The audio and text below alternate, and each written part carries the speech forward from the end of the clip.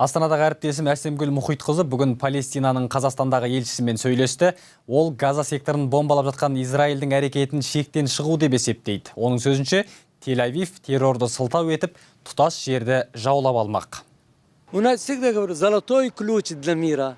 Бейбітшіліктің басты кілті Біріккен ұлттар ұйымының резолюциясын орындау және 1993 жылы қол қойылған келісімді сақтау. Бірақ Израиль Палестина жерін басып алуды мақсат тұтты.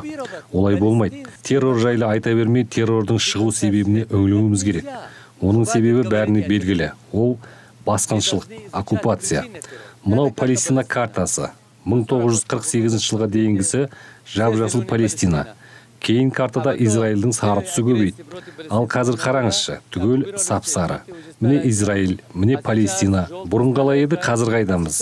Қайдағы әділдік? Екі жақтың да балаларының болашағы үшін біз еркін, бейбіт, жақсы өмірді қалаймыз. Бейбітшілік үшін біз олардың 78% жерді алуына, өзімізге 22% қалдыруға келістік. Бірақ Израиль бұған тоқтамай, бәрін басып алуға кірісті. Олай болмайды ғой. Халықаралық қауымдастықты, Біріккен ұлттар ұйымының резолюциясын, халықаралық құқық нормалары мен адам құқығын құрметтеу қажет. Қараңызшы, мынау террор емей немене? Палестина халқы Израиль мемлекетінің террорынан қан жылап отыр.